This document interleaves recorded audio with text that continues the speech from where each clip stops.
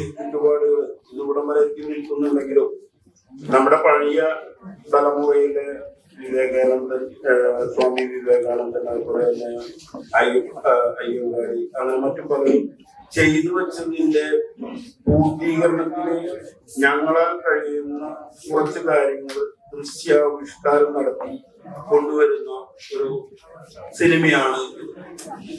ഇതെല്ലാം നമ്മള് ഷൂട്ടിങ്ങും അതുപോലെ തന്നെ പല ലൊക്കേഷനിലായിട്ട് ചെയ്ത് ഒരു സാധാരണ ഗ്രാമീണ പശ്ചാത്തലത്തിലും ഇത് കൊണ്ടുവന്ന് അതുപോലെ തന്നെ നമുക്ക് ബോധവൽക്കരിക്കാൻ, ഞങ്ങളെ കൊണ്ട് സമരം ചെയ്യാനും അല്ലെങ്കിൽ തെരുവിലിറങ്ങി സമരം ചെയ്യാനും മറ്റുള്ള സമരമുറകൾ എടുക്കാതെ ആൾക്കാരുടെ മുന്നിൽ ഇതൊരു ദൃശ്യമാധ്യമം അല്ലെങ്കിൽ ദൃശ്യവൽക്കരിച്ചിട്ട് നിങ്ങളുടെ മുന്നിൽ അവതരിപ്പിക്കുകയാണ്.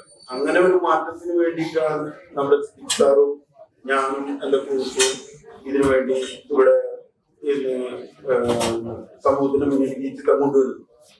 അപ്പൊ ഈ സിനിമ ഇത് നമ്മുടെ എഡിറ്റിംഗ് പോലെ കഴിഞ്ഞു നിൽക്കുകയാണ്. വളരെ ദിവസങ്ങൾ, ചുരുങ്ങിയ ദിവസങ്ങൾ കൊണ്ട് തന്നെ ഇത് കംപ്ലീറ്റ് ചെയ്തുകൊണ്ട് നമ്മൾ വിചാരിക്കുന്ന തലങ്ങളിലേക്ക്, അതായത് നമ്മുടെ അവാർഡ് കാര്യങ്ങൾക്കും മറ്റുമായിട്ട് അയക്കുന്നതാണ്. അപ്പൊ കൂടുതലൊന്നും എനിക്ക് പറയാനില്ല. ഈ സിനിമയിലെല്ലാം ചെയ്തു വെച്ചിട്ടുണ്ട്. ഞങ്ങളൊരു ഫോം തന്നു, ഇത് നിങ്ങൾ കണ്ട് ഞങ്ങളെ പ്രോത്സാഹിപ്പിക്കുക. വിമർശനങ്ങളുണ്ടെങ്കിലും ആക്സെപ്റ്റ് ചെയ്ത് ഞങ്ങൾ ഇതിവിടെ നിർത്താനല്ല, ഇത് ഞങ്ങളുടെ പോരായ്മകൾ തീർത്ത് വീണ്ടും ഞങ്ങൾക്ക് ഇതുപോലെയുള്ള കാര്യങ്ങൾ ചെയ്യാനും സമൂഹത്തിന് നന്മ നേടാനും ഒരു മാറ്റം സംഭവിക്കാനും വേണ്ടിയുള്ള ഒരു മീഡിയ ആയിട്ടാണ് ഞാൻ സിനിമയെ കാണുന്നു. അതുപോലെ തന്നെയാണ് ഞങ്ങൾ പ്രവർത്തിക്കുന്നത്. അപ്പോ നമ്മുടെ ഈ 2 or 3 പ്രൊജക്ട് മാത്രമല്ല, വീണ്ടും ഞങ്ങൾ പല പ്രൊജക്ടുകളും ചെയ്യാൻ ഉദ്ദേശിക്കുന്നുണ്ട്, പ്ലാനുകളുണ്ട്. അപ്പോൾ മാമ്പള്ളി ആയാലും പിന്നെ ഞങ്ങളുടെ ഡോക്ടർ പിന്നെ പാദിഷ, അങ്ങനെ എല്ലാവരും ഒരു ടീമായിട്ട് പ്രവർത്തിക്കാം എന്നുള്ളൊരു മോഹൻഡ് നസീമായ ഞാൻ ഈ സിനിമയിൽ ഒരു 2 സിനിമയിലും ചെറിയ വേഷങ്ങൾ ചെയ്തിട്ടുണ്ട്. എന്റെ അമ്മായിയായിട്ട് അഭിനയിച്ച സിനിമ കൂടെ ഇതുവരെ. അപ്പൊ അവരും എല്ലാവരും അതുപോലെ നമ്മുടെ കാർട്ടൂണിസ്റ്റ് ബാലചന്ദ്രൻ സാർ, പിന്നെ എല്ലാവരും പേരെടുത്ത് പറയുന്നില്ല, പിന്നെ റോയ് വക്കീല് എന്റെ കൂടെ പോകുന്നുണ്ട്. എന്റെ നാട്ടുകാരൻ ഷാനെ സംബന്ധിച്ച് പറയുകയാണെങ്കിൽ മമ്മൂട്ടി ദ ബെസ്റ്റ് ആക്ടർ എന്ന് പറഞ്ഞാൽ ഫസ്റ്റ് ടൈം അവാർഡ് വാങ്ങിച്ചതാണ് ഷാൻ. അപ്പൊ അങ്ങനെ മാക്സിമം ആൾക്കാരെ കൂട്ടിച്ചേർത്ത് നമ്മുടെ കൂടെ പഠിച്ചവരെയും അല്ലെങ്കിൽ ഒത്തൊരുമിച്ച് പ്രവർത്തിച്ചവരെയും അതുപോലെ നാട്ടുകാരെയും എല്ലാവരെയും ഇതിനകത്ത് ഉൾക്കൊള്ളിക്കാനായിട്ട് ശ്രമിച്ചിട്ടുണ്ട്. അങ്ങനെ ഒരു പ്രസ്ഥാനമായിട്ടാണ് ഞാൻ ഈ സിനിമയെ കൊണ്ടുപോകുന്നത്. അപ്പോ എല്ലാ തലത്തിലും എല്ലാ ആൾക്കാർക്കും അവസരം കിട്ടാവുന്ന രീതിയിലാണ് നമ്മുടെ ആശയം നമ്മൾ മുന്നോട്ട് പോകുന്നത്. അല്ലാതെ കുറെ കലാകാരന്മാരെ മാത്രം എന്നും അവരെ മാത്രം പ്രോത്സാഹിപ്പിക്കുന്ന ഒരു വ്യവസ്ഥയിൽ നിന്ന് മാറണം എന്നാണ് എന്റെ ചിന്ത. ആദ്യത്തെ ചിത്രമായ പോക്കുംതലയിൽ ഞങ്ങൾ തന്നെയാണ് ചെയ്തിരുന്നത്. നമുക്കറിയാം, ഡോക്ടർമാരുടെ മക്കൾ ഡോക്ടർമാരും വക്കീലിന്റെ മക്കളും വക്കീലുമാരും ടീച്ചറുടെ മക്കൾ ടീച്ചർമാരായി വരുന്ന കാലഘട്ടം. അപ്പൊ അതിൽ നിന്ന് പുതുതലമുറയ്ക്ക് മറ്റു കഴിവുള്ളവർക്ക് കയറി വരാനുള്ള അവസരങ്ങൾ നിഷേധിച്ചിരിക്കുകയാണ്. ആ അവസരങ്ങൾ തുറന്നു കൊടുക്കാനായിട്ടുള്ള വേദി ഉണ്ടാക്കുക ഇതോടൊപ്പം ഞങ്ങളുടെ മനസ്സിലുള്ള പ്ലാനുകളാണ്. അപ്പോ ഇതേപോലെ സാമൂഹിക വ്യവസ്ഥയ്ക്കെതിരെ ഞങ്ങളുടെ പ്രതികരണം ദൃശ്യമാധ്യമങ്ങളിൽ കൂടെയാണ്. അത് ദൃശ്യാവിഷ്കരിച്ച് അതിൽ ജനങ്ങളെ ബോധവാന്മാരാക്കുക എന്നുള്ള രീതിയിലേക്ക് കൊണ്ടുവരികയാണ്. അപ്പൊ അതിന് ഈ ഒരു ചെറിയ പരിപാടി ഞങ്ങൾ നടത്തുമ്പോൾ നിങ്ങളുടെ സ്ട്രോങ് സപ്പോർട്ട് ഉണ്ടാവണമെന്ന് എന്റെ മീഡിയ സുഹൃത്തുക്കളോട് എനിക്ക് പറയാനുള്ളത്. പിന്നെ പടത്തിനെ പറ്റി നിങ്ങൾക്ക് 2 പടമാണ്. ഇതിന്റെ വളരെയധികം പ്രാധാന്യമുള്ള ഒരു കാര്യം, ഈ ഡയറക്ടർ കഥാകൃത്തുമായ നമ്മുടെ സിദ്ദീഖ് സാറ് ഒരു കഥാപാത്രം ഒരു ദിവസം തന്നെ 2 കഥാപാത്രങ്ങളെ ആയിട്ട് നമ്മുടെ ലൊക്കേഷനിൽ അവതരിപ്പിച്ചു എന്നുള്ളത് മാത്രമായ ഒരു കാര്യമാണ്. അത് പ്രത്യേകിച്ച് എടുത്തു പറയണം. അത് ആ കഴിവിനെ, അത്തരം കഴിവ് എനിക്ക് തോന്നുന്നില്ല നമ്മുടെ ആരും ഫിലിം ഇൻഡസ്ട്രിയിൽ ചെയ്തിട്ടുണ്ടെന്ന്. അപ്പോ അത്തരം കഴിവുകൾ പ്രോത്സാഹിപ്പിക്കുകയും പ്രത്യേക പ്രതിഭകളെ കണ്ടെത്തുകയും ഇപ്പൊ ഞാൻ പറയുകയാണെന്ന് വെച്ചാൽ ഞാൻ ലൊക്കേഷനിൽ ഒരു ഇത് കണ്ടത് എന്താണെന്ന് വെച്ചാൽ സാറ് ഓട്ടോറിക്ഷ ഓടിച്ചു വരുന്ന ഒരാളെ ആ സമയത്ത് ഞങ്ങൾക്ക് ഒരു ഓട്ടോറിക്ഷ ആവശ്യമുണ്ടായിരുന്നു, ഡ്രൈവറെ ആവശ്യമുണ്ടായിരുന്നു. അദ്ദേഹത്തെ വിളിച്ച് നമ്മുടെ സിനിമയിൽ രണ്ടു വാക്ക് പറഞ്ഞ് അത് അഭിനയിച്ചു. അത് അതിഗംഭീരമായി, കാരണം ലൈഫ് കറക്റ്റ് ആയിട്ട് കൊണ്ടുവരാനായിട്ട് സാധിച്ചു. പലതരം കഴിവുകളൊക്കെ കണ്ടെത്താനും അതുപോലെ തന്നെ പല കുടുംബങ്ങളെ തന്നെ പങ്കെടുപ്പിക്കാനും ഇതിനകത്ത് ശ്രമിച്ചിട്ടുണ്ട്. പല കുടുംബങ്ങളും ഇതിനകത്ത് രണ്ടോ മൂന്നോ പേര് വരെ അഭിനയിച്ച അല്ലെങ്കിൽ ഇതിന്റെ ക്ലോസ് ആയിട്ടുള്ള കാര്യങ്ങളൊക്കെ ഉണ്ട്. അങ്ങനെയുള്ള കാര്യങ്ങളൊക്കെ നമ്മുടെ ഈ സിനിമയുടെ പ്രത്യേകതകളാണ്. ഇപ്പൊ നിങ്ങളുടെ എല്ലാവരുടെയും സപ്പോർട്ട് ഉണ്ടാവണം. എല്ലാവർക്കും ഓണാശംസകൾ നേരുന്നു. ഇവിടെ നിങ്ങൾക്ക് എല്ലാവർക്കും വിപുലമായ ഓണസദ്യ ഏർപ്പാടാക്കിയിട്ടുണ്ട്. എല്ലാവരും കഴിച്ചിട്ടേ പോകാവൂ. എല്ലാവർക്കും നന്മകൾ വരട്ടെ എന്ന് ആശംസിച്ചുകൊണ്ട് ഞാൻ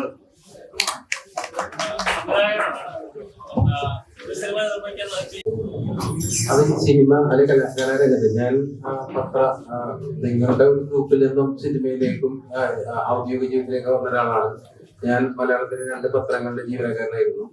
അപ്പോ അങ്ങനെ കല എന്ന് പറയുന്ന സംഭവത്തിലേക്ക് കടന്നു വന്ന ഒരാള് അയാൾ അതിൽ മാറ്റാൻ കഴിയില്ല. അപ്പൊ അത് പല മേഖലകളിൽ കലയുടെ പല മേഖലകളിൽ ഇങ്ങനെ വികസിക്കും. അതിനെ എനിക്ക് പറയാനുള്ളത് ഈ ചോദിച്ചത് വളരെ ഇവിടെ പ്രസ് മീറ്റ് നടക്കുകയാണ്. മീഡിയ സുഹൃത്തുക്കളും എല്ലാം ഷൂട്ട് ചെയ്തുകൊണ്ടിരിക്കുകയാണ്. പ്രതിനിധിക്കുന്നവരാരും സംസാരിക്കരുത്, പ്ലീസ്. ഷൂട്ട് ചെയ്യുകയാണ്. അപ്പോ ഞാൻ നേരത്തെ പറഞ്ഞ പോലെ ഈ കല എന്ന് പറഞ്ഞിട്ട് ഇതിലേക്ക് ഇപ്പൊ ഞാൻ തന്നെ വോളണ്ടറി റിട്ടയർമെന്റ് സർക്കാർ ഉദ്യോഗസ്ഥരിൽ നിന്ന് വോളണ്ടറി റിട്ടയർമെന്റ് സിനിമയിലേക്ക് എടുത്ത് ചാടിയിട്ടൊക്കെ പറയില്ലേ, അതേപോലെ ചാടിയതാണ്. എന്നെ പോലെ ഞാൻ മനസ്സിലാക്കുന്നിടത്തോളം ഒരുപാട് സിനിമക്കാര് സിനിമ ചെയ്യാൻ കഴിയുന്ന ഒരുപാട് ചെറുപ്പക്കാരും ഒരുപാട് കലാകാരന്മാരും പുറത്തു നിൽക്കുന്നുണ്ട്. പക്ഷെ അവരൊന്നും ഒരിക്കലും ഇൻഡസ്ട്രിയുടെ ഭാഗമായിട്ടൊന്നും വരുന്നില്ല. ഇൻഡസ്ട്രിക്ക് അവരുടേതായ ചില കൃത്യമായിട്ടുള്ള ചില ചേരുവകൾ ഉണ്ടാക്കുന്ന ചില ഒരു രീതിയാണ് ശരിക്കും മലയാളം ഫിലിം ഇൻഡസ്ട്രി നടത്തിക്കൊണ്ടിരിക്കുന്നത്. അപ്പൊ സ്വാഭാവികമായിട്ടും ഒരു പ്രൊഡ്യൂസർ ഒരു സിനിമ അദ്ദേഹം ചെയ്യുന്നു, ഒരു സിനിമ ഞാൻ ചെയ്യുന്നു എന്ന് പറയുമ്പോൾ ഇത്തരം എന്നെപ്പോലെ തന്നെ ഈ സിനിമ ചെയ്യാൻ നടക്കുന്ന ആൾക്കാര് അവര് അതിന് എത്ര റിസ്ക് എടുക്കാനും തയ്യാറാവും. കാരണം പണ്ട് പോലെ ടോംസ് പറഞ്ഞവര് ഈ ജീവിക്കാൻ വേണ്ടി മരിക്കാൻ വരെ തയ്യാറായില്ലെന്ന് പറഞ്ഞു. അപ്പൊ അത്തരം രീതിയില് നമ്മൾ എത്ര റിസ്ക് എടുക്കാനും തയ്യാറാവുന്ന ഒരുപാട് കലാകാരന്മാരൊക്കെ ഉണ്ട്. പക്ഷെ നിർഭാഗ്യവശാൽ അവരൊന്നും ഈ മുഖ്യധാര സിനിമയുടെ ഇതിലേക്ക് കടന്നു വരുന്നില്ല, അല്ലെങ്കിൽ അവരെ കടത്തി വിടുന്നില്ല. അത് എന്താണ് എന്നുള്ളത് നമുക്ക് മറ്റൊരു വിഷയമാണത്, അങ്ങനെ വരാത്തത് എന്തുകൊണ്ടാണ്.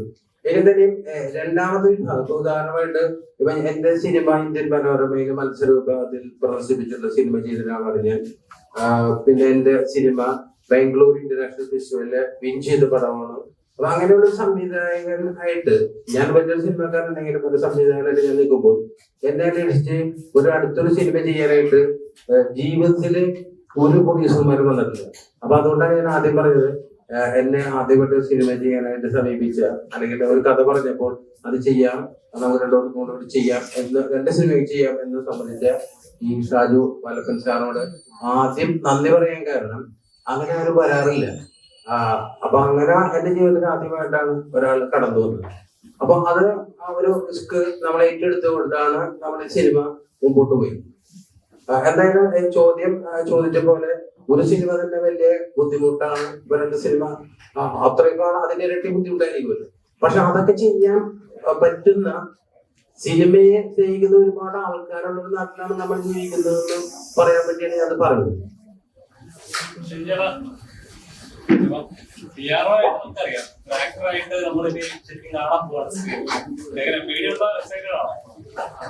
പേടിയില്ല, എക്സൈറ്റഡ് ആണ്. കാര്യം പിയാറുമായിട്ട് ചെയ്തവൻ ആ പ്രൊഫഷൻ ഈ കണ്ടിന്യൂ ചെയ്ത് പോകും. കാര്യം ദേവേന്ദ്രനെ അനുഗ്രഹിച്ചാൽ പിയാറോ തന്നെ എന്റെ പ്രൊഫഷൻ, അതിൽ മാറ്റമൊന്നുമില്ല. ജേർണലിസം കഴിഞ്ഞു ഫിലിം മേഖലയിലേക്ക് വന്നു, എഴുത്തിലേക്കായി, ചാനലിലേക്കായി, അങ്ങനെ പ്രൊമോഷൻ ആങ്കറിംഗ് ഒക്കെ ചെയ്തു ആ മേഖല തൊട്ട്. പക്ഷെ അഭിനേതാവുന്ന രീതിയിലൊരു സമാന്തര ചിത്രം ഓഫീറ്റ് മൂവിയിൽ ഇങ്ങനെ ഒരു ക്യാരക്ടർ കിട്ടിയപ്പോൾ അത് നന്നായി എൻജോയ് ചെയ്യാൻ പറ്റി, നന്നായി ചെയ്യാൻ പറ്റി എന്നാണ് എന്റെ വിശ്വാസം. ഇതിന് കണ്ടിരുന്നവർ പറയട്ടെ, എഡിറ്ററും കെഡിയോപ്പിയും ഒക്കെ എല്ലാവരും ഉണ്ട്, അവർ പറയട്ടെ. അപ്പം ഇനി ചെയ്ത ചിത്രങ്ങളും ഇറങ്ങാനുണ്ട്. പക്ഷെ അതൊന്നും ഇത്ര ഡെപ്തുള്ള ക്യാരക്ടർ ഒന്നും അല്ല ഞാൻ ചെയ്തിരിക്കുന്നത്. ഈ ക്യാരക്ടർ എന്നെ ഏൽപ്പിച്ച് ഇത് മലപ്പ മാഷിനോടും സിദ്ദീഖാറിന് എത്ര നന്ദി പറയാൻ പറ്റില്ല. കാര്യം നന്ദി പറയാൻ തീരില്ല. അപ്പൊ അതുപോലെ കഥാപാത്രം ഇനി എന്റെ ജീവിതത്തിൽ കിട്ടുമെന്ന് എനിക്ക് പ്രതീക്ഷയില്ല. മെയിൻ കാര്യം ഈ നമ്മുടെ ഏരിയ വെച്ച് നായക കഥാപാത്രം ഇനി ആരും ചേർത്താക്കില്ലേ, ആ ഒരു പ്രായമൊക്കെ നമ്മൾ കഴിഞ്ഞെന്ന് തോന്നുന്നു. എങ്കിലും തന്നെ ഇതുപോലെ കഥാപാത്രത്തിന് ആർക്കാണ് കഥാപാത്രം ചെയ്യാൻ താല്പര്യമില്ല. ഏത് ചെറിയ വേഷങ്ങൾ ചെയ്യുന്ന ആൾക്ക് ഒരു മുഴുനീള വേഷം ചെയ്യാൻ താല്പര്യം ഉണ്ടാവും, ടാലന്റ് ഉള്ളവരുണ്ടാവും. പക്ഷെ എന്നോട് ഒരു ചോദിച്ചു, അതെപ്പോഴും ഒരു ഓർമ്മ വന്നു, ഈ കലാകാരനെ എവിടെ വെച്ചിരിക്കുകയായിരുന്നു പുറത്തെടുത്ത് ഇപ്പോഴാണ് പുറത്തെടുത്ത് നന്ദി എനിക്ക് ചോദിച്ചു. ശരിക്കും പറഞ്ഞാൽ അതൊക്കെ ഭയങ്കര നമ്മുടെ തന്നെ ചിന്തയിലാകുന്ന ഒരു സംഭവമാണ്. ഭയങ്കര പ്രശംസനീയമായ എഴുതാം. അപ്പം ഇനിയും കഥാപാത്രങ്ങൾ കിട്ടിയാൽ ചെയ്യും. പക്ഷെ വേറെ ഒരിക്കലും ഉപേക്ഷിക്കില്ല. കാര്യം അത് നമ്മുടെ ചോറാന്നമാണ് ജീവിക്കണം. പിന്നെ നടന്നത് ഒരുപാട് നടന്മാരും നമ്മളവരെയൊക്കെ പ്രൊമോട്ട് ചെയ്യാറുണ്ട്. നമുക്കറിയാം അവരൊക്കെ എങ്ങനെ എവിടെ നിൽക്കും. മലയാള സിനിമയെ നിൽക്കത്തക്ക രീതി വലിയ പാഠം അറിയാമല്ലോ. പിന്നെ കിട്ടുന്ന കഥാപാത്രം ചെയ്യാവുന്നുള്ളൂ അതിന്റെ കൂടെ. അതിനുവേണ്ടി നമ്മൾ പരിശ്രമിച്ച കൂടെ നടക്കാറില്ല. പിന്നെ ഹോംവർക്ക് ചെയ്യും, കിട്ടുന്ന കഥാപാത്രങ്ങൾ ഏതാണ് നോക്കാറുണ്ട്. ഓക്കെ, ചെയ്യുന്ന സമയത്ത് ആ ഒരു ബോധ്യം ഉണ്ടായിരുന്നു. ഞാന് സിദ്ദിഖ എന്റെ ആദ്യമായിട്ട് വന്ന് പറയുമ്പോ ഞാനൊരു സോഷ്യൽ വർക്കില് താല്പര്യമുള്ളൊരു എന്റെ പ്രവർത്തികൾ കണ്ടു കഴിഞ്ഞാൽ അത് നിങ്ങൾക്ക് മനസ്സിലാക്കാൻ പറ്റുമെന്ന് വിചാരിക്കുന്നു. അപ്പൊ ഞാന് തിരിച്ചു കിട്ടും സാമ്പത്തിക നേട്ടം മാത്രം ഞാൻ ഒന്നിനും നോക്കാറില്ല. സാമ്പത്തികം ഇറക്കി അത് തിരിച്ചു പിടിക്കുക എന്നുള്ളത് എന്റെ ബിസിനസ്സിൽ മാത്രമേ. ഇത് ഞാൻ ഒരു കലയായിട്ടാണ്.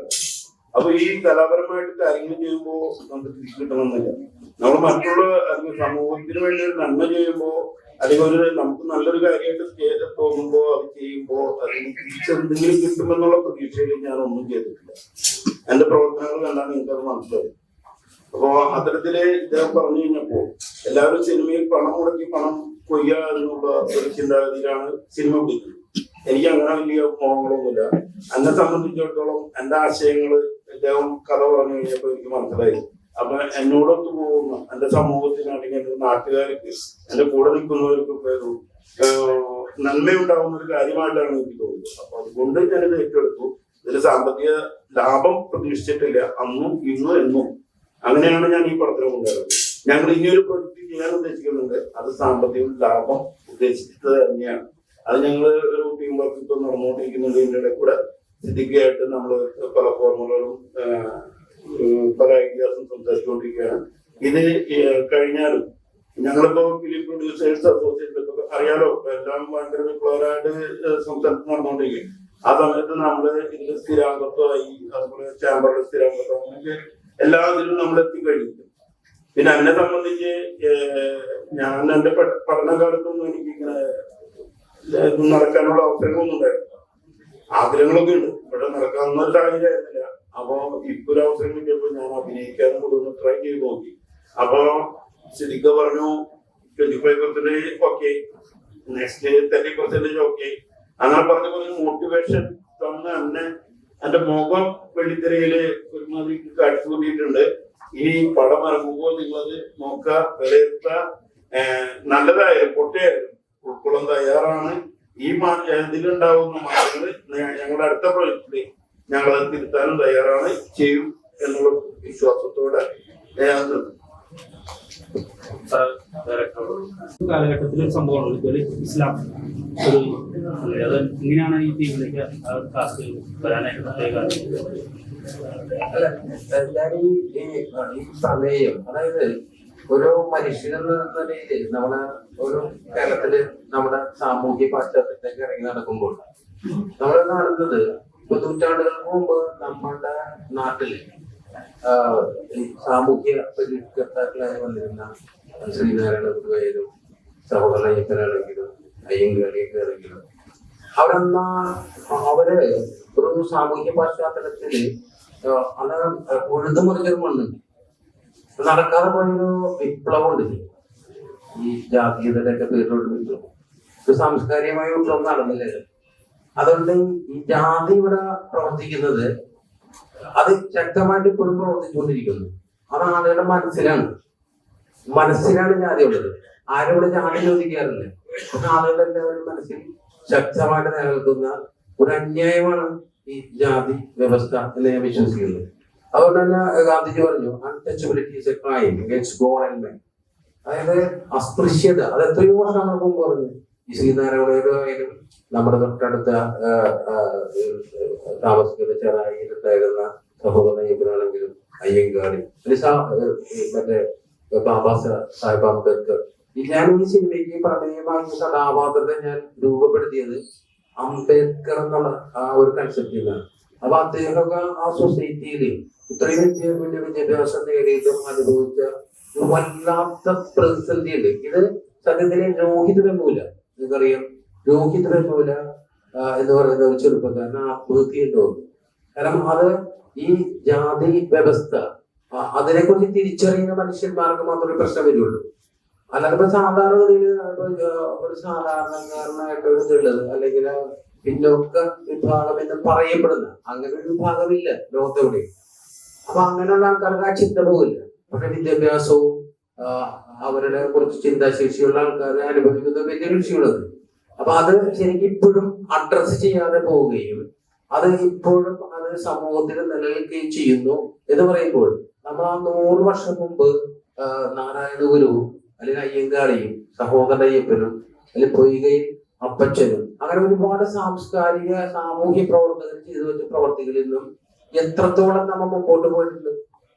അതുകൊണ്ടാണ് ഞാനിപ്പോ ഇത് പറയാൻ കാരണം, ഗുരുവായൂരമ്പലത്തില് ഒരു പാചകക്കാരനെ ക്ഷണിക്കുമ്പോൾ എന്റെ അഭിപ്രായത്തില് പാചക കലയിൽ ബിരുദം നേടിയ 10 വർഷം പ്രവൃത്തി പരിചയമുള്ള ഒരാളെ വിളിക്കുന്നതിന് പകരം ഒരു മലയാള ബ്രാഹ്മണൻ വേണമെന്ന് നിർബന്ധം പിടിക്കുന്നു. അപ്പൊ നമ്മൾ എവിടെയാണ് നിൽക്കുന്നു എന്നുള്ള ഒരു പിക്ചർ അതിലുണ്ട്. അപ്പൊ അത്തരത്തിലുള്ള നമ്മുടെ സൊസൈറ്റിയിലെ ചിന്തകളാണ് ഈ നിഴൽ വ്യാപാരികൾ. ഇവരെ നമുക്ക് കാണാൻ കഴിയാത്തത് കൊണ്ടാണ് ഇവര് നിഴൽ വ്യാപാരികൾ എന്നുള്ള പേര് നമുക്ക് കൊടുക്കുന്നത്. ഈ വ്യവസ്ഥയെ നമുക്ക് നേരിട്ട് കാണാൻ കഴിയില്ല. അതുകൊണ്ടാണ് അത് അവർ നിഴൽ വ്യാപാരികൾ എന്നുള്ള രീതിയിൽ നമ്മൾ നാമകരണം ചെയ്യുന്നത്. ഇപ്പൊ രണ്ടാമത്തെ കാരണം പറയുകയാണെങ്കിൽ മുസ്ലിം സൊസൈറ്റിയിൽ നടക്കുന്ന വളരെ ശക്തമായ രീതിയിൽ ഈ അടുത്ത കാലത്തായി വന്നിരിക്കുന്ന ഒരു പ്രവണതയാണ് സോഷ്യൽ മീഡിയയുടെ വരവോടുകൂടി നിങ്ങൾക്ക് എല്ലാവർക്കും അറിയാൻ കഴിയും. അതായത് ഏതെങ്കിലും ഒരു മഹാന്റെ ഒക്കെ പേര് പറഞ്ഞിട്ട് അതിനെ കുറിച്ച് വല്ലാത്ത, അതായത് നിങ്ങളുടെയൊക്കെ ശ്രദ്ധയിലൊക്കെപ്പെട്ടുണ്ടാവും പ്ലെയിൻ പിടിച്ചിരുന്ന ആൾക്കാര്, ട്രെയിൻ പിടിച്ചിരുന്ന ആൾക്കാര്, അങ്ങനെയൊക്കെ സൊസൈറ്റിയിൽ ആ ഒരു ഇസ്ലാം എന്ന് പറയുന്ന ഐഡിയോളജിയെ വളരെ മോശമായി ചിത്രീകരിക്കുന്ന കുറെ പണ്ഡിത സമൂഹങ്ങൾ വരികയും അവരുടെ കൂടെ കുറെ ആളുകൾ കൂടുകയും അങ്ങനെ അവരെ ഒരു സൊസൈറ്റിയെ അവരെ പിന്നോട്ടടിക്കുകയും ചെയ്യുന്ന വലിയൊരു സംഘം പ്രവർത്തിക്കുന്നു. അപ്പൊ അതിനെതിരെ നമ്മൾ പ്രതികരിക്കേണ്ടതുണ്ട്. അതാരും പ്രതികരിക്കാത്തതെന്ന് വെച്ചിട്ടുണ്ടെങ്കിൽ അത് പലപ്പോഴും രാഷ്ട്രീയമായിരിക്കും. രാഷ്ട്രീയ പാർട്ടികൾ അതിനെതിരെ പ്രതികരിക്കാത്തത് അത് രാഷ്ട്രീയമായ അവരുടെ നിലനിൽപ്പിന് വേണ്ടിയാണ്. ഉദാഹരണമായിട്ട് ഒരു പണ്ഡിതൻ പ്രവാചകന്റെ എന്ന് പറയുന്ന ഒരു മുടി കൊണ്ടുവരുന്നു. എന്നിട്ട് ആ മുടി വെള്ളത്തിൽ ഇട്ടിട്ട് അത് കന്നാസിലാക്കി വിൽക്കുന്നു. അപ്പൊ ഞാനൊരു വേറെ പണ്ഡിതനോട് പറഞ്ഞു, അദ്ദേഹം ജനനന്മ ആഗ്രഹിക്കുന്ന ആളാണെങ്കിൽ നമ്മള് മൊത്തം വെള്ളം എടുക്കുന്ന ആലുവപ്പുഴയിൽ നിന്നാണ് ഇപ്പൊ നമ്മുടെയൊക്കെ വെള്ളം വരുന്നത്. ആ ടാങ്കിൽ കൊണ്ടേ മുക്കിയാൽ മതിയില്ലേ? മുഴുവൻ ആളുകൾക്കും അതിൻ്റെതായ ഒരു ഐശ്വര്യമൊക്കെ ഉണ്ടാവും. അത് ഞാൻ പറയുന്ന അത്തരത്തില് ആളുകളെ ചൂഷണം ചെയ്യുന്ന വലിയൊരു സംഘം, ഗൂഢസംഘം ഇവിടെ പ്രവർത്തിക്കുന്നു. അപ്പൊ അതിനെതിരെ തോന്നിയിരിക്കണം. അത് ശരിക്കും ഇസ്ലാം അല്ലാതെ ഞാനൊരു മതവിശ്വാസിയാണ്, ഒരു ഇസ്ലാം മതവിശ്വാസിയാണ്. പക്ഷെ ഞാൻ പഠിച്ച ഇസ്ലാമിലൊന്നും അതില്ല, അങ്ങനെ സംഭവമില്ല. അപ്പൊ ആ തെറ്റായ രീതിയിൽ നമ്മുടെ സമൂഹത്തിൽ നടക്കുന്ന എന്തിനെതിരെയും പ്രതികരിക്കാൻ കഴിയാതിരിക്കുന്ന ഒരവസ്ഥ, അതാണ് കലാകാരൻ ഉണ്ടാവുന്നത്. അപ്പൊ അതുകൊണ്ട് തന്നെ ഞാൻ അവസാനിപ്പിക്കുന്നതിന് മുമ്പ് മമ്മൂട്ടിയുടെ ഡയലോഗ് ഞാൻ പറയാം. മായാവി രാജമാണിക്യ സിനിമയില് മമ്മൂട്ടി പറയുന്നുണ്ട്, മുള കണ്ടാൽ ഇടപെട്ടു. അപ്പം മുള കണ്ടാൽ ഇടപെട്ടു. 2 കഥാപാത്രങ്ങളെ ഒരേ ദിവസം അഭിനയിപ്പിച്ച് അത് നല്ല രീതിയിൽ ഔട്ട് കിട്ടിയെന്ന് സംവിധായകൻ അടക്കം പറയുന്നു. അപ്പൊ അതിനുവേണ്ടി എന്തൊക്കെ തയ്യാറെടുപ്പ് നടത്തി? ആക്ച്വലി തയ്യാറെടുപ്പ് അതിന് വേണ്ടിയിട്ടുള്ള ഒരു ടൈം എനിക്ക് തന്നിട്ടില്ല. സാറിന്റെ രീതി എന്ന് പറയുന്നത് മോർണിംഗ് നമ്മൾ വരും, മോർണിംഗ് നമ്മൾ വരും, സാർ കഥ എഴുതുന്നു. So he'll give me that whatever he had written and he'll tell by heart. ഏതോ പഠിച്ച മനുഷ്യരെ ഇത് പറയും. അങ്ങനെ എന്നെ കൊണ്ട് മഹാഭാരതത്തിലെയും രാമായണത്തിലെയും ഖുറാനിലെ ഹദീസും ഇങ്ങനെ 2-3 സാധനം ബൈഹാർട്ട് ചെയ്ത് രാമായണം. അപ്പൊ ഞാൻ ഇതിന് പ്രിപ്പറേഷൻ എന്ന് പറയുന്നത് കാര്യമായിട്ടൊന്നും ഉണ്ടായിട്ടില്ല. ബട്ട് ഞാൻ ആദ്യം പറഞ്ഞ പോലെ ഇത് ഞാൻ ഒട്ടും ലൈക് ഇനീഷ്യലി എനിക്ക് ഞാനിത് ഭയങ്കരമായിട്ട് ഹാൻഡിൽ ചെയ്യുമോ, ഞാനൊരു ത്രോ ആണ്.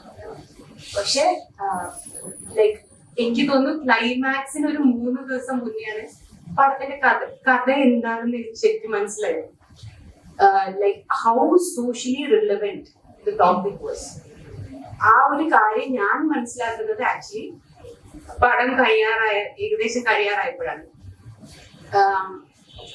പിന്നെ 2 ക്യാരക്ടർ എന്ന് പറയുമ്പോൾ രണ്ടും എക്സ്ട്രീംലി ഡിഫറെന്റ് ആയിട്ടുള്ളതാണ്. ഒരാൾ വളരെ പാവം, അതായത് ഒട്ടും പ്രതികരണ ശേഷി ഉണ്ടെങ്കിൽ കൂടി ലൈക് ഷീ കാൺ എന്താ പറയാ അവരെ സ്വന്തമായി എക്സ്പ്രസ് ചെയ്യാൻ പോലും പറ്റാത്ത ഒരു സ്ത്രീയും, എങ്കിലും നമ്മൾ ഒരു ഫുള്ളി എക്സ്പ്രസീവ് അല്ലെങ്കിൽ ഒരു ഫുള്ളി ഫ്രീഡം കൊടുത്ത ഒരു സ്ത്രീയും തമ്മിലുള്ള അന്തരം എങ്ങനെയായിരിക്കും. ആ 2 ക്യാരക്ടറാണ് ഞാൻ പ്ലേ ചെയ്ത 2 ക്യാരക്ടേഴ്സ്.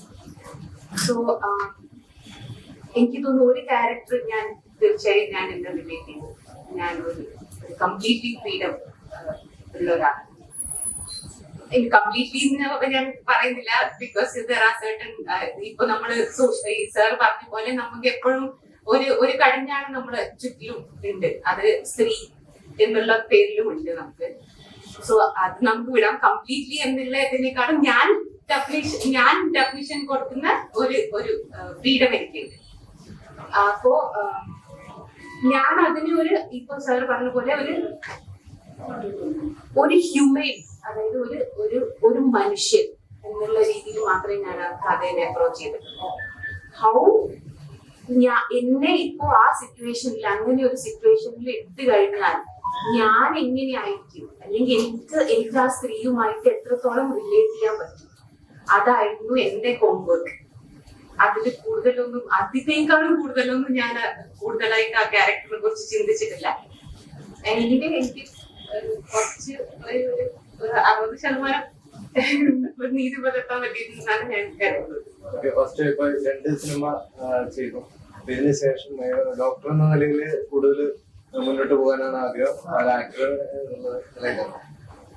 പഠിച്ചുപോയി.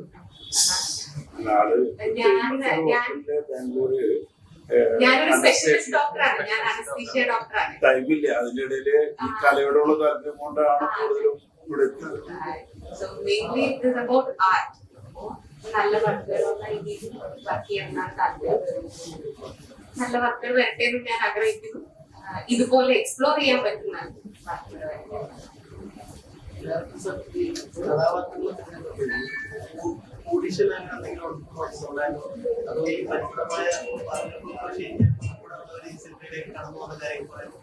ചുറ്റുമുള്ള പരിചിതങ്ങളിൽ നിന്നും കഥാപാത്രങ്ങൾക്ക് യോജിച്ചവരെ കണ്ടെത്തുകയാണ്. കാരണം ഞാൻ നേരത്തെ സൂചിപ്പിച്ചതാണ് സംഭവം. അതായത് കച്ചവട സിനിമ ഇല്ലാത്ത കലാമേന്മയുള്ള സിനിമ എടുക്കാൻ നടക്കുന്ന ഒട്ടനവധി ആൾക്കാരുടെ ചെറുപ്പക്കാരുണ്ട്. ഇപ്പൊ എറണാകുളത്ത് എനിക്ക് തോന്നുന്നു അഭിനയിക്കാൻ വേണ്ടി വന്ന് റൂം എടുത്ത് താമസിക്കുന്ന 45,000 ആൾക്കാരുണ്ടെന്നാണ് ഞാൻ മനസ്സിലാക്കുന്നത്. സാങ്കേതിക പ്രവർത്തകർ പറയും. അതൊരു യാഥാർത്ഥ്യമാണത്. അപ്പോ നമ്മൾക്ക് അതൊന്നുമല്ല വിഷയം. സിനിമയ്ക്ക് കഥ എഴുതാൻ നടക്കുന്നവര് മറ്റുള്ളവരൊക്കെ ഒരുപാടുണ്ട്. പക്ഷെ സിനിമയ്ക്ക് ഇല്ലാത്തൊരു സംഭവം, അതിന് പണമറക്കാൻ കഴിയുന്ന ആളുകളില്ലാതിരിക്കാൻ തന്നെയാണ് വിഷയം. അപ്പോ കഥാപാത്രങ്ങൾ ചുരുങ്ങിയിൽ ഇപ്പൊ നമ്മൾക്ക് ഒരു അനുയോജ്യമായി, ഇപ്പൊ ഉദാഹരണമായിട്ട് നമ്മുടെ ഈ ജാനകിയമ്മ എന്ന് പറയുന്ന സിനിമ, അപ്പൊ വാൽമാഷ് സംവിധാനം ചെയ്യുന്ന സിനിമയിലെ ജാനകിയമ്മ എന്ന കഥാപാത്രത്തെ കുറിച്ച് നമ്മൾ സംസാരിച്ചപ്പോൾ തൊട്ടു മുമ്പിൽ പെട്ടെന്ന് കടന്നു വരുന്നു നസീബത്ത.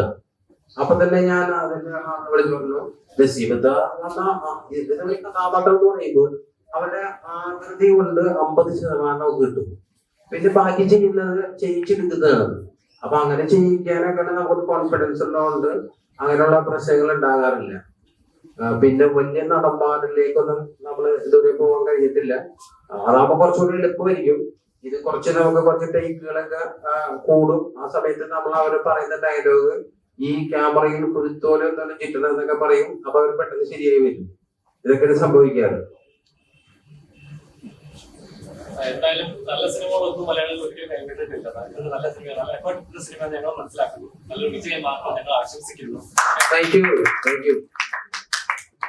പിന്നെ ഒരു കാര്യം പറയാനുള്ളത്, നിങ്ങളുടെ കൂട്ടത്തിൽ നിന്ന് ഒരാള് സിനിമാ മേഖലയിൽ നിന്ന് ഒരു PRO ഇതാ ഇവിടെ മലയാള സിനിമയിൽ അദ്ദേഹത്തിന്റെ നക്ഷത്രങ്ങൾ രേഖപ്പെടുത്താനായിട്ട് വരുന്നു. അപ്പൊ അദ്ദേഹത്തെ പൂർണ്ണമായിട്ട് പിന്തുണയ്ക്കുക. ഞങ്ങൾക്ക് അറിയാവുന്ന ഒരു പേജാണ്. എല്ലാം ചെറിയ വീഡിയോന്നോ വലിയ വീഡിയോന്നോ എനിക്ക് പിയർമാരെ കണ്ടിട്ടുള്ള ടീച്ചേഴ്സ് പ്രത്യേകത, ചെറിയ തുടക്കക്കാരനാണെങ്കിൽ പോലും എല്ലാവരും പേരറിയാം. എല്ലാവരെയും കാലിഞ്ചന്മാരെ പോലെ ചേർത്ത് ഞാനൊക്കെ വരുന്ന സമയത്ത് ഫസ്റ്റ് ചേഞ്ച് ചെയ്യേണ്ടത് ഇവിടെ ആരും ഓൺലൈൻ രംഗത്ത് വന്നാലും ഫസ്റ്റ് ചേഞ്ച് ചെയ്യേണ്ടത് വീട്ടിലായിരിക്കും. അപ്പൊ അത് ചേഞ്ച് ചെയ്യേണ്ട എല്ലാവരും അനുജന്മാരെ പോലാണ് കരുതുന്നത്. തീർച്ചയായിട്ടും ഞങ്ങൾ ഇവിടെ വരുമ്പോൾ ഒരു സന്തോഷമുണ്ട് ചേഞ്ച് ഇങ്ങനെ കാണുമ്പോൾ. അദ്ദേഹത്തിന് എനിക്ക് ഒട്ടും ആത്മവിശ്വാസം കുറവുണ്ടായിരുന്നില്ല. ഞാൻ അദ്ദേഹത്തെ കഥാപാത്രം ചെയ്യാനായിട്ട് ഞങ്ങൾ ഒരുപാട് ആൾക്കാരോടെ പുള്ളി പറഞ്ഞ പോലെ പോയി. അവസാനം ഞാൻ പറഞ്ഞു നിങ്ങൾ തന്നെ ചെയ്യണം. പക്ഷെ അപ്പൊ പുള്ളി പറഞ്ഞത് പ്രധാന നായക കഥാപാത്രമുണ്ട്, അങ്ങനെ പുള്ളി അവിടെ ചെയ്യുന്നു. പക്ഷെ പുള്ളി പറഞ്ഞ പോലെ ഞാൻ ഓരോ സീൻ എടുക്കുമ്പോൾ പുള്ളിയോട് പറഞ്ഞു, നിങ്ങൾ ആ പാട്ട് കേട്ടുകൊണ്ടിരിക്കേണ്ടത് നിങ്ങളുടെ കാതുകൾ അടച്ചിരിക്കുക, നിങ്ങളുടെ ഹൃദയം കൊണ്ട് കേട്ടാൽ കറക്റ്റ് ആവുമെന്ന് പറഞ്ഞു.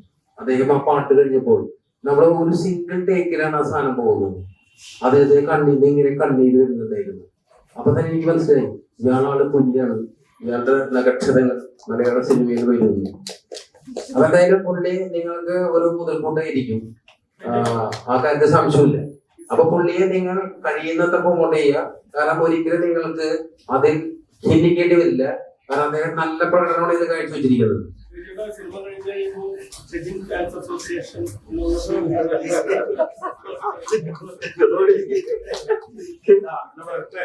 അതെ, അതൊന്നും വേണ്ട. നമ്മുടെ കരിയറൊക്കെ അത് വേണ്ടിയിരിക്കും ദൈവം തീരുമാനിക്കും. സിനിമയിൽ ഇപ്പൊ അഭിനേതാവുന്ന രീതിയിലാണോ PRO എന്ന രീതിയിലാണോ നമ്മളുടേതായിട്ട് രീതിയിലുള്ള മാനദണ്ഡങ്ങൾ അനുസരിച്ച് പോവുക. കിട്ടുന്ന അതെ പാടില്ല, ആങ്കറില്ല, പാടില്ല, ഇല്ലാത്ത ഇദ്ദേഹം ഒരു പ്രശ്നം മാത്രമാണ് എനിക്ക് ഉണ്ടാക്കിയത്. ഞാനിതില് ഇദ്ദേഹം ഒരു 10 മിനിറ്റകം മഴ നനഞ്ഞു പോകുന്ന ഒരു സാധനം എഴുതിയിട്ടുണ്ടായിരുന്നു. അപ്പൊ ഞാൻ മറ്റോട് പറഞ്ഞിരുന്നു ഇദ്ദേഹം ഇങ്ങനെ 10 മിനിറ്റ് മഴ നനഞ്ഞു പോകണം. അപ്പൊ ഇദ്ദേഹം ആദ്യം തന്നെ ഉണ്ടെന്ന് പറഞ്ഞ് സിനിമ എല്ലാം കഴിഞ്ഞിട്ട് മഴ നനയാൻ പറ്റുള്ളൂ, കാരണം മഴ കൊണ്ടാൽ അസുഖം വരും. അപ്പൊ അത് അവസാന സമയത്താണ് ഈ മഴ നനയുന്ന എടുത്തത്.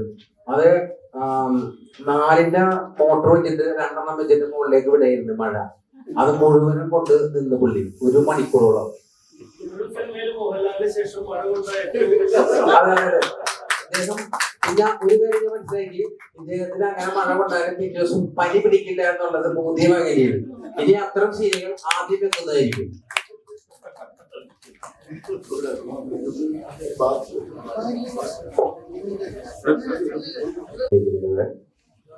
ഒന്നൊരു മുക്കുവന്റെ കഥാപാത്രം, അതുപോലെ തന്നെ ഒരു വക്കീലിന്റെ കഥാപാത്രം.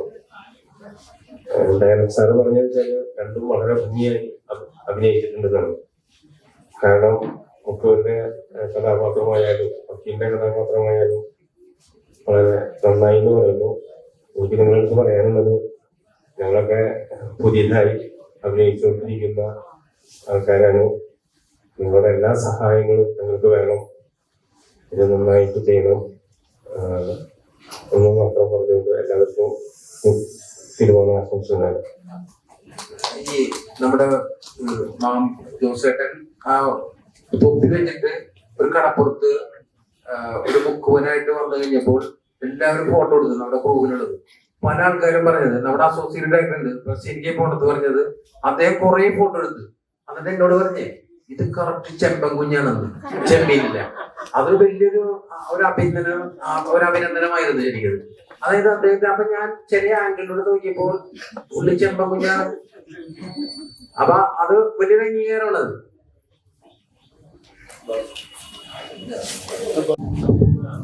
ചോദ്യങ്ങളും ഇല്ലാതുകൊണ്ട് പിന്നെ പറയുന്ന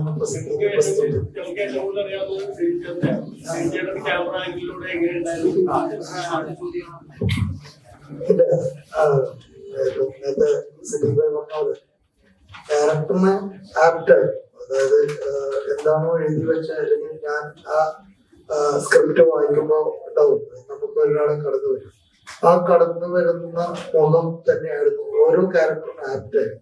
അതുകൊണ്ട് തന്നെ ഈ പറഞ്ഞ പോലെ ശതമാനത്തിന് കണക്കാൻ സിദ്ദീഖ് ഭായി എല്ലാവരും പറയാം. 15%, 75%, 30%, അങ്ങനെ അങ്ങനെ കേട്ടിട്ടാണ് ഏകദേശം ഈ പറഞ്ഞ പോലെ 60%-ലേക്ക് എത്തിയിട്ടുള്ളത്. എന്തായാലും അത് ശതമാനത്തിന്റെ കാര്യത്തിൽ പുതിയൊരു അറിവായിരുന്നു എനിക്ക്. എന്തായാലും നന്നായി. കൂടെ ഒരു സിനിമ ചെയ്യുമ്പോ അതിന്റെ കൂടെ ലൈറ്റ് എടുക്കേണ്ട ഒരു ആവശ്യം ചെയ്യുന്ന ആളോട് ഉണ്ടെങ്കിൽ അത് ചെയ്യാനും എന്ത് ചെയ്യാനും തയ്യാറാവുന്ന ഒരു ക്രൂ കിട്ടുക എന്നുള്ളത് വലിയ കാര്യമാണ് ഡയറക്ടറും പ്രൊഡ്യൂസറും. അപ്പൊ ഈ സിനിമയെ സംബന്ധിച്ചിടത്തോളം അങ്ങനെയൊക്കെ ചെയ്യേണ്ടി വന്നിട്ടുണ്ടോ? തീർച്ചയായും ഞാൻ ഇതിന് മുമ്പ് ചെയ്തത്, ഇതിനു മുമ്പല്ല, ഞാൻ ഇപ്പൊ ചെയ്തുകൊണ്ടിരിക്കുന്ന 2 പടങ്ങൾക്ക് മുമ്പ് ചെയ്തിട്ടുള്ളത് ഇപ്പം IFF റോട്ടർഡാമിലൊക്കെ ശ്രദ്ധിക്കപ്പെട്ട സിനിമയുടെ ഛായാഗ്രഹം ഞാൻ ഡോൺ പാലത്തറ എന്ന് പറയുന്ന ആളുടെ ഫാമിലി എന്ന് പറയുന്ന സിനിമയുടെ ഛായാഗ്രഹം. അപ്പം ആ സിനിമയ്ക്ക് നമുക്ക് നല്ല ക്രൂ ഉണ്ടായിരുന്നു, നല്ല യൂണിറ്റും വലിയ യൂണിറ്റും കാര്യങ്ങളൊക്കെ ഉണ്ടായിരുന്നു. പക്ഷെ എന്നിട്ട് പോലും ചെറിയ ആൾക്കാരെ നമ്മുടെ ലൈറ്റൊക്കെ കിട്ടുമ്പോൾ ഞാൻ പോയിട്ട് ആളെ പിടിക്കും, അല്ലെങ്കിൽ ഞാൻ അവരെ ഇങ്ങനെ നോക്കിയെടുത്ത് ഇപ്പുറം വെച്ചിട്ട് കൊടുക്കുക. അത് എന്താ പറയുക, ഞാൻ തുടക്കം മുതൽ എൻ്റെ ഒരു ഇതാണ്, ഞാൻ നോക്കി നിൽക്കില്ല. ഒരാളിപ്പം ചെയ്യുന്നെങ്കിൽ അദ്ദേഹം ചെയ്യട്ടെ അല്ലെങ്കിൽ അവർ ചെയ്യട്ടെ എന്നുള്ള ഒരു അങ്ങനെ ചെയ്യാൻ പറ്റൂല. ഞാൻ അതുകൊണ്ടാണ് അറിയാം. അപ്പം ഇവിടെ ക്രൂ വളരെ ചെറുതായിരുന്നു, ഒരു 2-3 ആൾക്കാർ മാത്രമേ ഉണ്ടായിട്ടുള്ളൂ. അപ്പൊ ഇത്രയും ഒരു ഏരിയക്ക് ചെല്ലുമ്പോൾ അതിനകത്ത് ഒരു ടാസ്ക് എന്താന്ന് വെച്ചാല്, ഒരു വീട്ടിലാണ് ഈ 2 വീടായിട്ട് ചിത്രീകരിക്കുന്നത്. കാരണം സുഹറയുടെ വീടും മറ്റേ ശ്രീദേവിയുടെ, അത് രണ്ടും ഒരു വീട്ടിൽ തന്നെയാണ് ചിത്രീകരിക്കുന്നത്. അപ്പം അതിനകത്ത് എൻ്റെ ഒരു ഡിഫറെന്റ് ആണ്. കാരണം സുഹറയ്ക്കുള്ള മൂഡല്ല, ഒരു ലൈറ്റിംഗ് പാറ്റേൺ അല്ല ശ്രീദേവി. ഇത് എന്താ പറയുക, കുറച്ചുകൂടെ ഡാർക്ക് ആയിട്ടുള്ള ഒരു മൂഡാണ് സുഹറയുടെ. പക്ഷെ അവരുടെ അവരുടെ ഒരു കഥ പോലെ തന്നെയാണ് ആ ലൈറ്റിംഗ് മൂഡ്. നേരെ മറിച്ച് ഇപ്പോഴത്തെ ശ്രീദേവിയുടെ ഇച്ചിരി വെളിച്ചം വന്നിട്ടുള്ളത്. അപ്പം ഈ ഒരു വീട്ടിൽ തന്നെ ഈ 2 ചെയ്യുമ്പോണ്ടാകുന്ന ചെറിയൊരു ടാസ്ക് ഉണ്ട്. അത് ഒരു ഷോട്ട് കഴിഞ്ഞിട്ട് സാർ പറയും നമുക്ക് ഇനി അടുത്ത് ശ്രീദേവിയുടെയാണ് ചെയ്യേണ്ടത്. ആകെ ഉള്ളത് 4-5 ലൈറ്റ് മാത്രമേ ഉള്ളൂ. ഇത് ശ്രീദേവിക്ക് കൊടുക്കണം, സുഹറക്കും വരണം. ഇതാണ് ഏറ്റവും വലിയ ടാസ്ക്. അതൊരു വലിയൊരു അനുഭവം തന്നെയാണ്. ഇതിപ്പോ ഈ സിനിമ പ്രധാനമായിട്ടും ഞങ്ങള് ഫെസ്റ്റിവലുകൾക്ക്, ഇന്റർനാഷണൽ ഫെസ്റ്റിവലുകൾക്കായിരിക്കും ആദ്യം രണ്ട് കഴിക്കുക. അതൊക്കെ കിട്ടുക, അതൊക്കെ നിങ്ങളുടെയും ഷെജിന്റെയും ഭാരതമാഷയും ഭാഗ്യമാരെയൊക്കെ ആ പ്രിവ്യൂ ഷോ ഞങ്ങള് വെക്കും. അടുത്ത മാസം നമ്മൾ പ്രിവ്യൂ ഷോ നോക്കുക. പിന്നെ നമ്മളിപ്പോ IFFK ഇത് പ്രിന്റ് അയക്കുന്നതിന് വേണ്ടിയുള്ള തയ്യാറെടുപ്പുകളാണ് ഉള്ളത്. അതിനുശേഷം നമ്മള് വനിതയിൽ ഇതിന്റെ പ്രിവ്യൂ ഷോ വയ്ക്കും. ഞങ്ങളെല്ലാ മാധ്യമ സുഹൃത്തുക്കളെയും ആദ്യം തന്നെ നമ്മൾ ക്ഷണിക്കുകയാണ്, ഇപ്പൊ തന്നെ ക്ഷണിക്കുകയാണ്. അപ്പോ ഈ നിങ്ങളുടെ സുഹൃത്ത്, നിങ്ങളുടെ സഹോദരൻ PRO ഷെജിൻ ഭായിയെ ഫുൾ സ്ക്രീനിൽ കാണാൻ നിങ്ങളെ ഏവരെയും ആർവമായിട്ട് ക്ഷണിക്കുന്നു. അല്ലെ? ശരി. എന്തായാലും വളരെയധികം നന്ദിയുണ്ട്. മീഡിയ സുഹൃത്തുക്കൾ നേരത്തെ പറഞ്ഞ പോലെ പറഞ്ഞ പോലെ തന്നെ അന്യൻ ആയിട്ട് തന്നെ കണ്ടിട്ടുള്ളൂ, സുഹൃത്തുക്കളായിട്ടും അന്യനായിട്ടും ഒക്കെ കണ്ടിരിക്കില്ല അഭിനയിക്കാരും. അപ്പൊ നിങ്ങളുടെയൊക്കെ സപ്പോർട്ട് നമ്മുടെ ഈ ചെറിയ ചിത്രത്തിന് ഉണ്ടാകുക. ഇനി ഫെസ്റ്റിവലിനൊക്കെ മത്സരിക്കാൻ പോവുകയാണ്. എല്ലാവരും പ്രാർത്ഥനയും ഉണ്ടാകും. അല്ലെ? നിരവധി കാര്യം ഇതിന്റെ പ്രമേയം വെച്ചും ഇതിന്റെ എന്താ പറയാ സംവിധാനം മികവുമൊക്കെ ഇതിനകത്ത് ഏതെങ്കിലും ഒരു കാറ്റഗറിയിലൊക്കെ അവാർഡ് മത്സരിക്കുമ്പോൾ തിരഞ്ഞെടുക്കപ്പെടും എന്നതിന് കേട്ടിരുന്ന ആത്മവിശ്വാസവും ഉണ്ട്. ഈ ഒരു ചിത്രം നല്ല ലെവലിലെത്തും. അതിനുശേഷം നമ്മൾ തിയേറ്ററിലേക്ക് റിലീസ് ഇപ്പൊ പ്രിവ്യൂ വെക്കും. അത് കൂടാതെ റിലീസ് കൂടാതെ നമ്മൾ തിയേറ്റർ റിലീസ് ആയതിനു ശേഷം ഉദ്ദേശിക്കും ഈ 2 ചിത്രങ്ങൾ റിലീസാവും. പ്രത്യേകിച്ച് ഈ ഒരു ഇന്നത്തെ കാലത്ത് നിർമ്മാതാവ് കടന്നു വരിക എന്ന ചെറിയ കാര്യമല്ല. പലപ്പോഴും എനിക്ക് ആ പോത്തുംതല എന്ന ചിത്രത്തിലൂടെയാണ് അവർക്ക് PR വർക്ക് ചെയ്തപ്പോഴും പരിചയമാണ്. പക്ഷെ അദ്ദേഹത്തിന്റെ ഈ കഥ പറഞ്ഞപ്പോൾ ഒരു സമാന്തര ഹിറ്റ് മൂവി എന്നോ ഒരു കൊമേഴ്സ്യൽ മൂവി എന്നോ വേർതിരിവില്ലാതെ ഈ ഒരു കഥ നമുക്ക് ചെയ്യാവുന്ന രീതിയിൽ തന്നെ സംസാരിച്ചു വന്നല്ലോ. അത് തന്നെ ഏറ്റവും വലിയ കാര്യമാണ്. കാര്യം ഇപ്പോഴത്തെ പ്രൊഡ്യൂസേഴ്സ് നമുക്കറിയാലോ, ആദ്യം എന്ത് ലാഭം കിട്ടും, എന്ത് സാറ്റലൈറ്റ് ബിസിനസ് നടക്കും, എന്ത് OTT നടക്കും, എത്ര രൂപ ലാഭം, ആ ഒരു രീതിയിൽ ആദ്യം ഒരു നിഗമനം അവർ നടത്തും.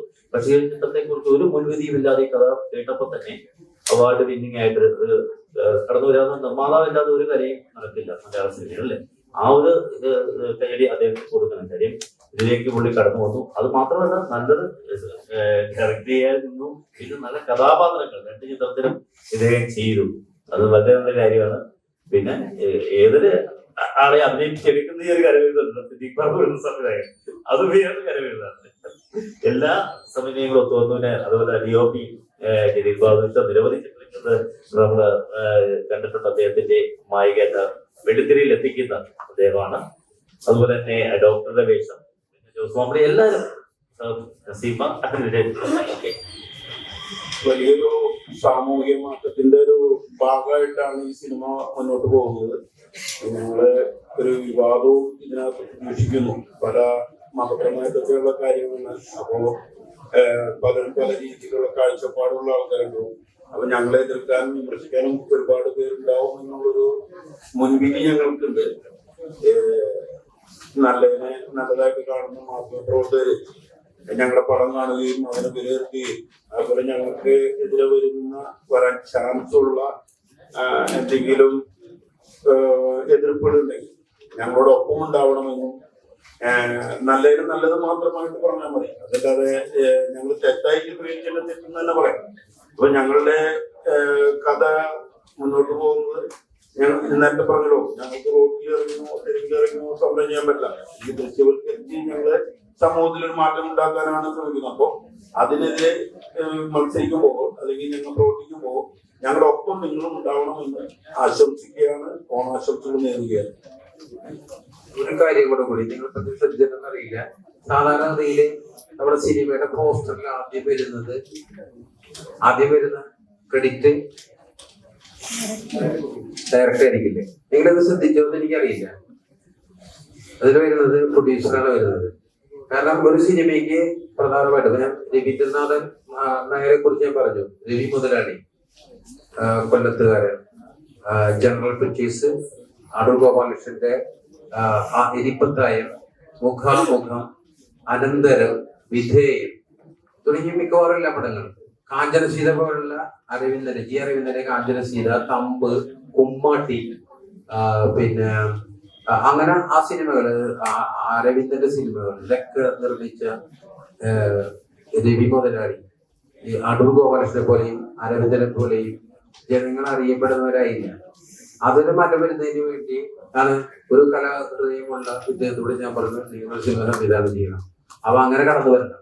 അപ്പൊ രവി മുതലാളി 2023 കൂടെ മരിച്ചിരുന്നു. അപ്പൊ അദ്ദേഹത്തിന്റെ ഓർമ്മയ്ക്ക് മുമ്പിൽ ഈ പേര് മാറ്റം സമർപ്പിക്കുന്നു. ആദ്യം പ്രൊഡ്യൂസർ, പിന്നീട് ഡയറക്ടർ.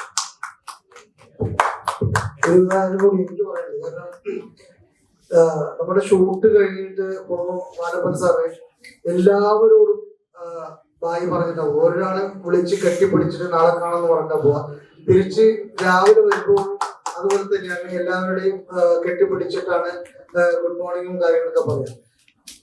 ഈ സിനിമ മാത്രമല്ല, ഇനി അങ്ങോട്ടുള്ള സിനിമകൾ, വലിയ വലിയ സിനിമകൾ എടുക്കുമ്പോഴും അതേ സ്വഭാവം തന്നെ ഉണ്ടാവണം എന്നാണ് നമ്മുടെ